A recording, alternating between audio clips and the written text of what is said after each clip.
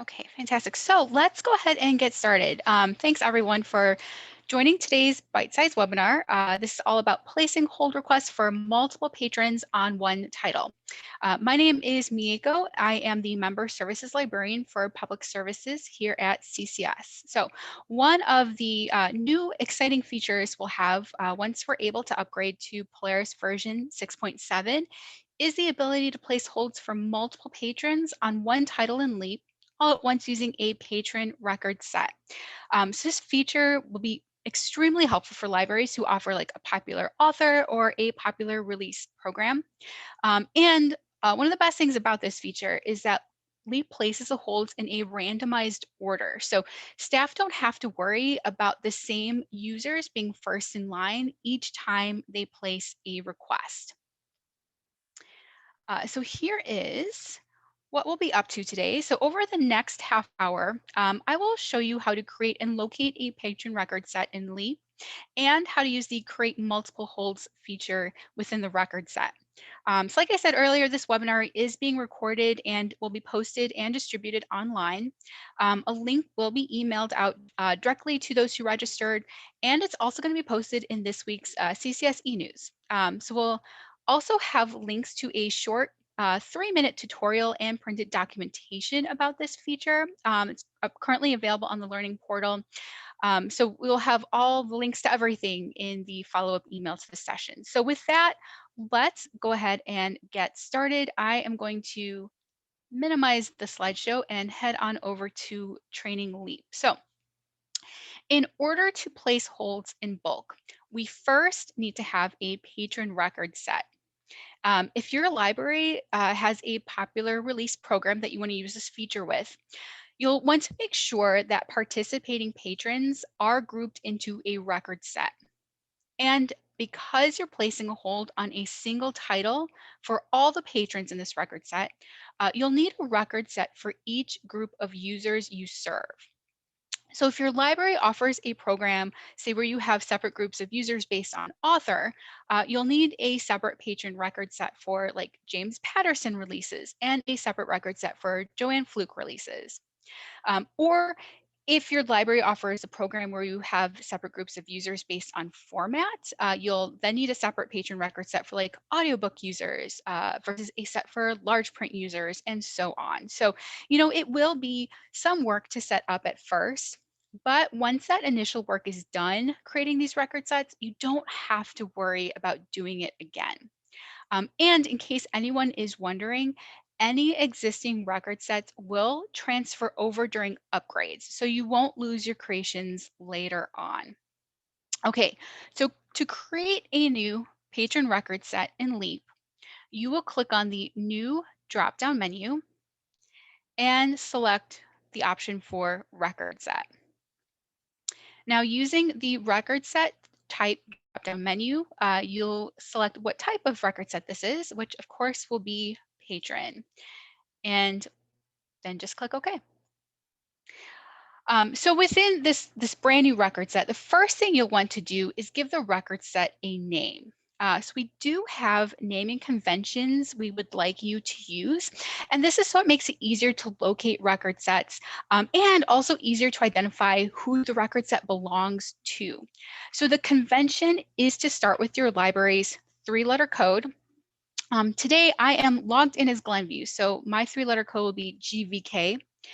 And then your initials or your department initials. So if these are record sets that are going to be shared and used between everyone in your department, use your department record set. So for example, let's say I'm part of adult services, I will use AS as my initials.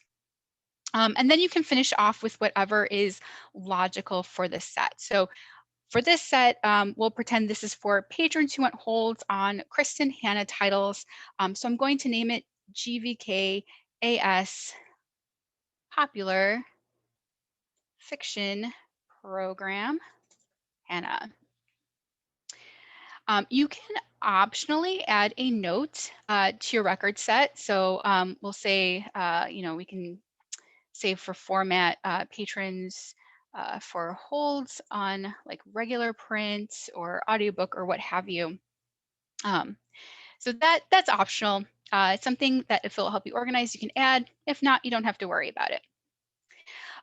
An important thing to pay attention to is this owner field. So if the owner is set to your username, no one else will be able to access the record set. So not your coworkers, not CCS. The best thing to do is to set it to the branch level in case a colleague needs to access it and you are not around. So in order for my colleagues to be able to record set when I'm not here, I'm just going to use this drop down menu and select Glenview as the owner. So now anyone from Glenview Public Library will be able to access and modify my record set. And then when you're all set, click Save to save the set. At this time, I can start adding patrons to the set. So if you have some patron barcodes handy, like I do here, you can copy and paste barcodes right into this scan or enter barcode field, and it will add the patron into the set. If you don't have the barcodes handy where you can copy and paste them, you can use the Find tool to locate a patron. So you just click that open and search based on your preference for whatever patrons you want to add. Um, Now, finally, there's one other way you can add patrons to a patron record set. Now, I don't know how many people this would apply to, but if you have the patrons listed out in an Excel spreadsheet, and that spreadsheet includes the patron ID, which is their record control number, you can upload that entire spreadsheet list at once by using Actions and Add from File. So unfortunately, this feature does not work if you only have like the patron name or if you only have the patron, their library card barcode number in a spreadsheet. It only works with that patron ID number. So, if this somehow does apply to you and you're interested in this feature, reach out to me or open a help desk ticket, and I will link you up to some documentation. So once you have your patrons added, don't forget to click Save to save the changes. You definitely don't want to close out and lose your list of patrons. But once a record set is saved, you can come back in, add and remove patrons as needed from the set. We do have full instructions on how to use record sets available on the Learning Portal. So I will definitely include some links to instructions in that webinar follow-up email to everyone. So it's a pretty simple process to create these record sets. Like I said, it's going to take you some time to get them all set up, but once this record set exists, you don't have to worry about it other than adding and removing patrons as they request. Before we move on to locating patron record sets, I just want to pause and see if there's any questions.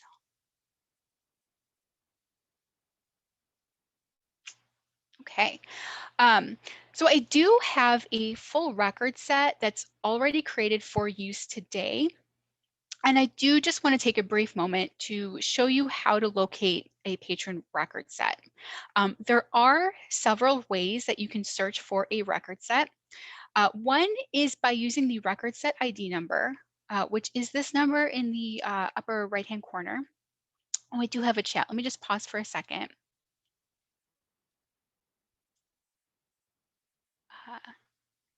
I think the chat kind of got cut off. So if you have a question, feel free to pop it in or unmute yourself and ask. But when you can use this record set ID number to search, or you can use the record set name to search, and that's where these naming conventions really come in handy. Okay, I'm going to close out of our record set here.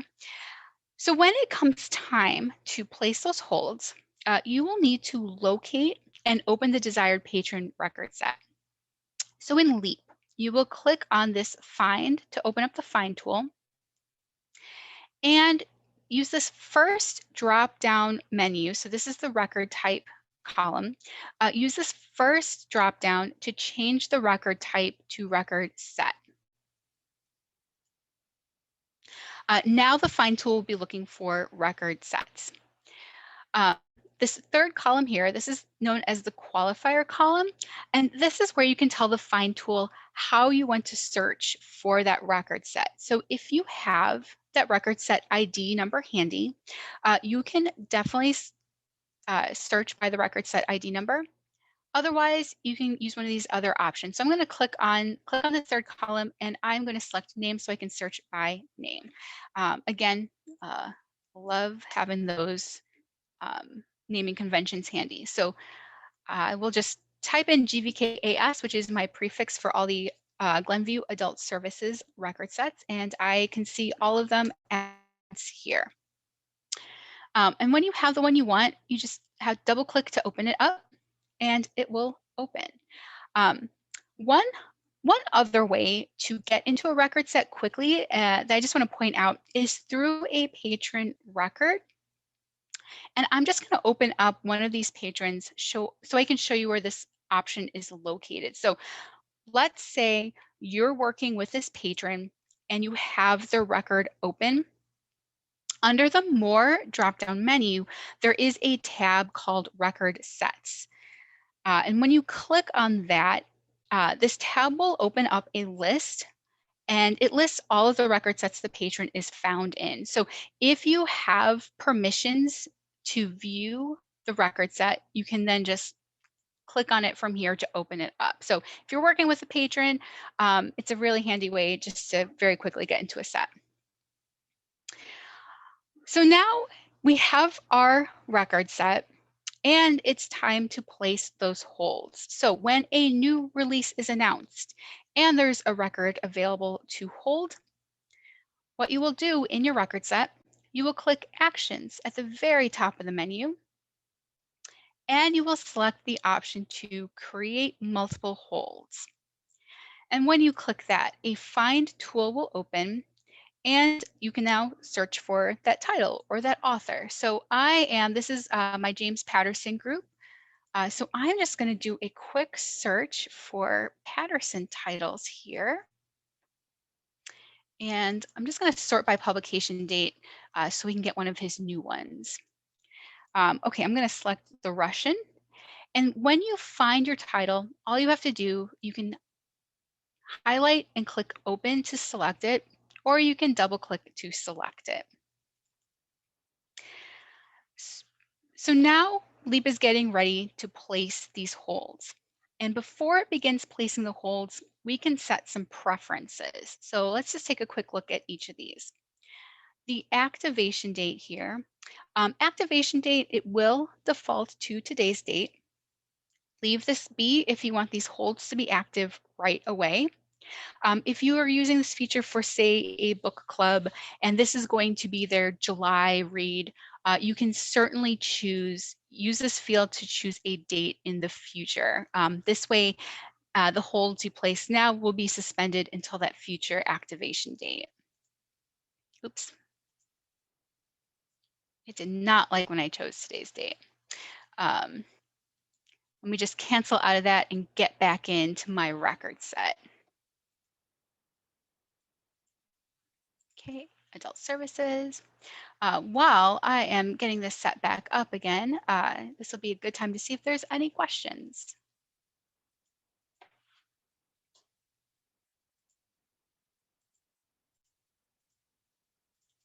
There we go. Okay.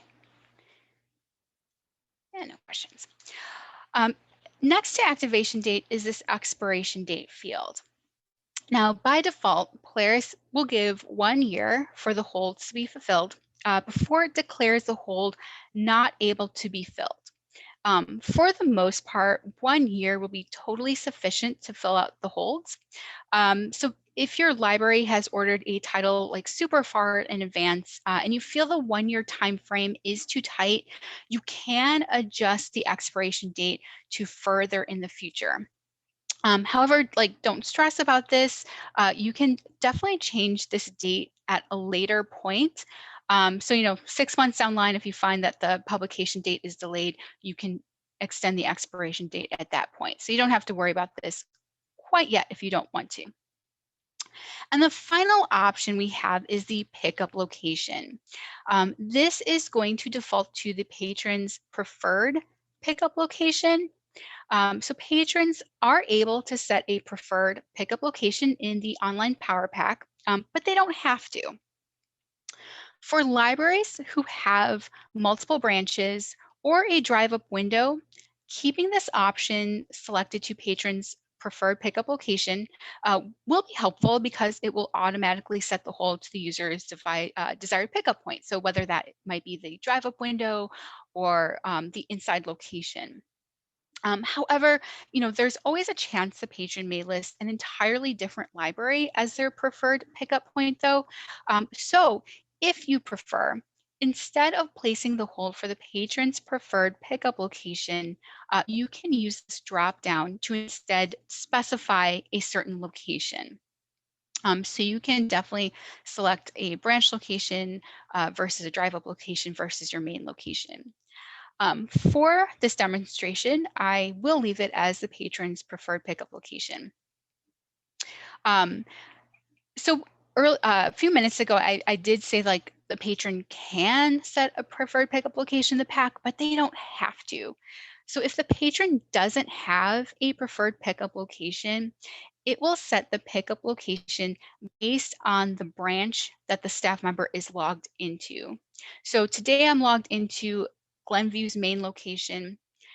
If the patron doesn't have a preferred location set, it's going to default the pickup location to Glenview Public Library. Um, so those are those three little options that you can set and modify. And then when you're all ready, all you have to do is click continue and Leap will begin placing the holds. So when Leap is placing the holds, you will see alerts pop up. If the user has a block on their account, which includes like a free text block or a library assigned block like this long overdue, you'll see a pop-up. You'll also see a pop-up if the patron owes money on their account or like say the registration has expired. And for each of these, you will need to tell Leap if you want to continue placing the hold or if Leap should skip that patron by clicking cancel. I'm just going to click continue. I figure these patrons will resolve their issues before they check out their book. Another thing Leap will alert you to, you will also be alerted if the user already has a hold on that particular bib record. So again, it allows you to either continue to place the hold or cancel to skip the patron. And since the patron already has a hold on this one, I'm going to cancel to skip them. Unfortunately, there isn't a way to deactivate these pop-ups, so you will need to review each condition that may cause Leap to pause. Cancel that one and continue that one. Now, once Leap finishes placing holds, you'll have a summary that pops up here. The summary tells you how many holds were placed and how many patrons were skipped, which was indicated by that yellow hold request failed to create message. So now Leap's all set. The holds were placed, and because we indicated the patron's preferred pickup location, it placed the hold for pickup either at the main location or if patrons prefer the drive-up location, it placed the hold for pickup wherever they preferred. So I'm going to open up my patron one, and here I can see that it automatically placed the hold for pickup at the drive-up location. And let me just check the chat real quick. Will it stop if that patron is not allowed a hold on that material type? Should we hit continue? That's a good question. You should see a pop-up if the patron is restricted from placing a hold on that particular material type. Whether or not you hit continue, that'll probably be up to your library and your local workflow preferences. So, if you want to you can definitely skip that patron if you don't think it's appropriate for them to have the hold, or if you are okay making that exception, you can definitely click continue and it will place the hold. So totally up to your library.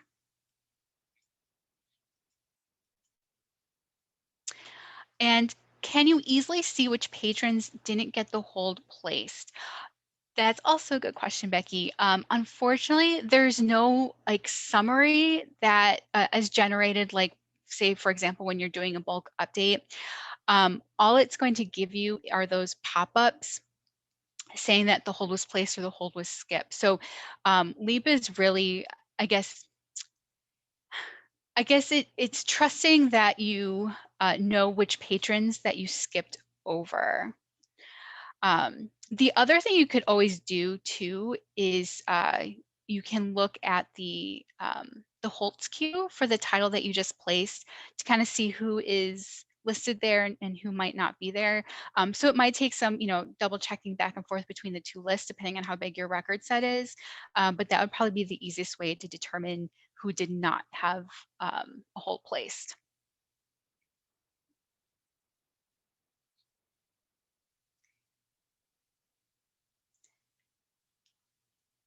Those are good questions. Okay, I'm going to walk through the process one more time just to kind of show you. So under in my record set, I will go to actions, create multiple holds, and let's do another search for Mr. Patterson,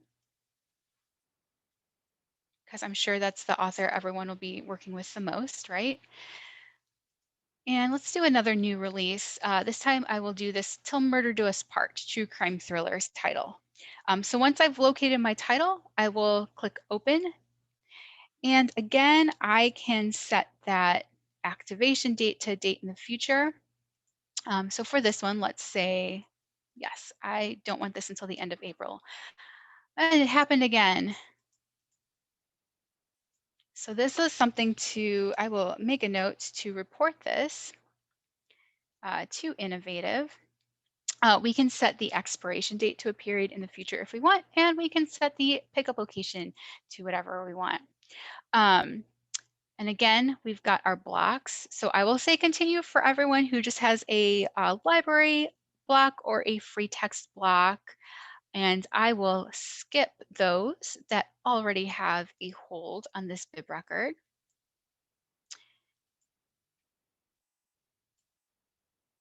And one more cancel out here.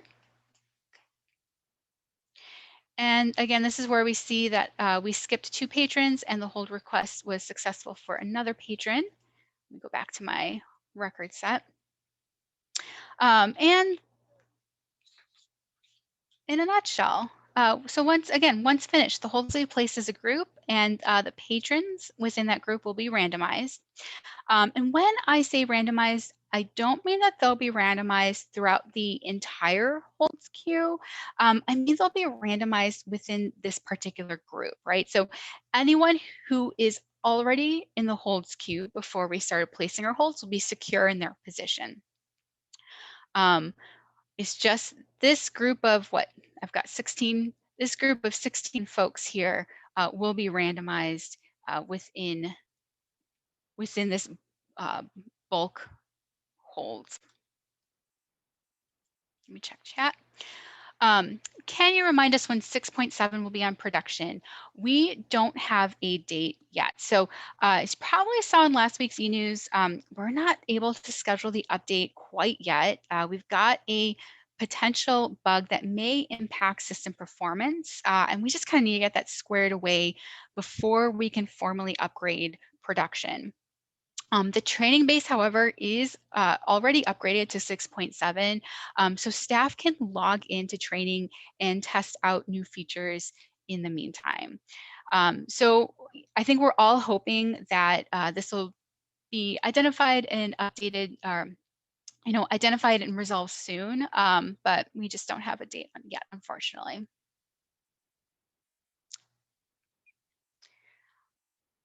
Yes, how do we find the patron ID? That's a good question. I'm going to open up a patron record here.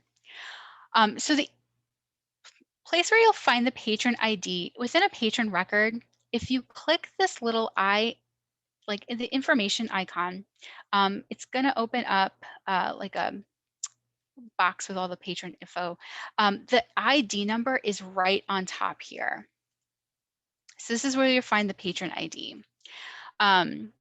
It's also available in if you like generate reports from Simply Reports, you can also select patron ID as an output option in Simply Reports. And I know it's also an option that's included in a number of web reports. So like I said, if you already have it handy in an Excel spreadsheet, like that's wonderful. Then you can use that feature. But I think a lot of times it's just not something that's present in a lot of the lists. Yeah. Um, yes. Yeah, Kim pointed out, like changing the activation date. As we saw, we just identified a brand new, probably what's likely a new bug. So that's always fun. Let me close out of this patron and get back to my record set. So any other questions on this multiple holds feature?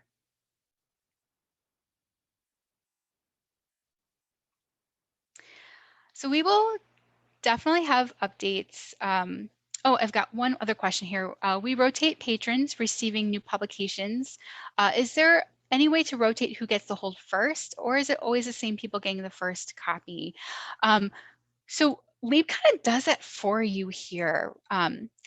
So when Leap places a hold using this create multiple holds, it will pick uh, it will pick random patrons basically. So like, let's say this time it picks patron 5 to place the hold for first, and then it'll do patron 13 and then patron 9.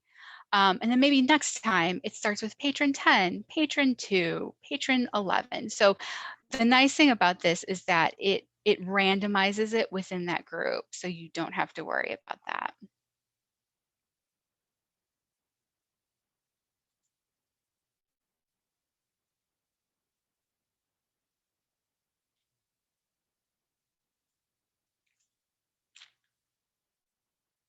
Let's see. Could you show us how to get to the holds queue? Yes, let me do this. So there's a couple ways you can get to the holds queue for a title. You can definitely use the utilities drop-down menu, and you can search for a specific title using this holds queue option. Another way that may be it's a little more direct. Let me see if I've got. Just open up a random title here.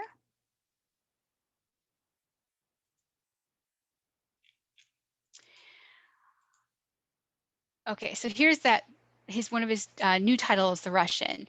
So let's say if you are already in and looking at the bibliographic record, you can also use the links drop-down menu and click holds queue, and it will take you directly to the holds queue.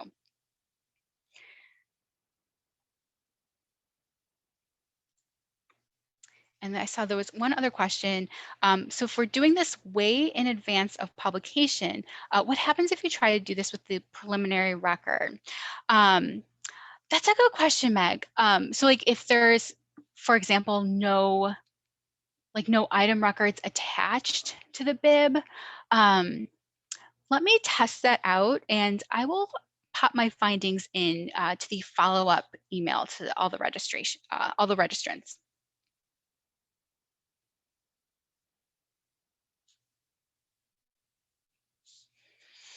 And then another question, will that show our current record set in line for the holds queue? It will. Let me do this. I am going to open up the holds queue. Because there's patron information in the holds queue, I'm going to see if I can like block that out in the recording.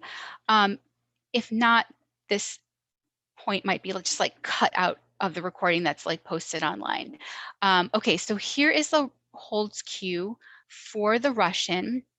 And so these are all the people who've already placed holds on the title. We have like 300 some.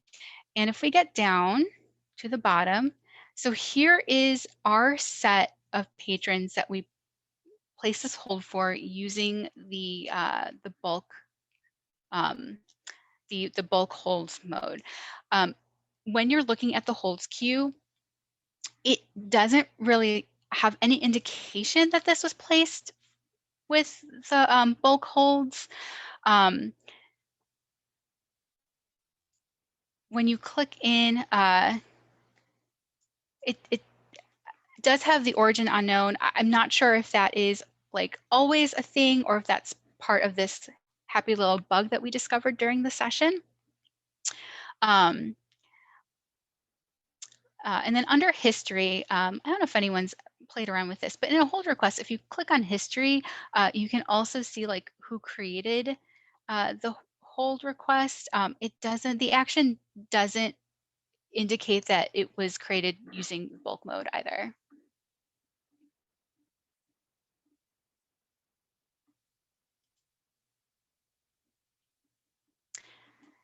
Yeah.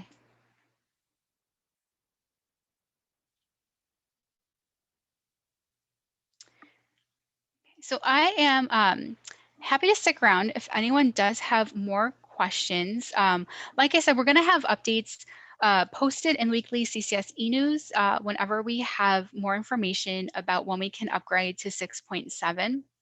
And I will be sending out a link to this recording along with links to any relevant documentation that we mentioned today to everyone who registered. So again, please feel free to share with any colleagues who are kind of interested.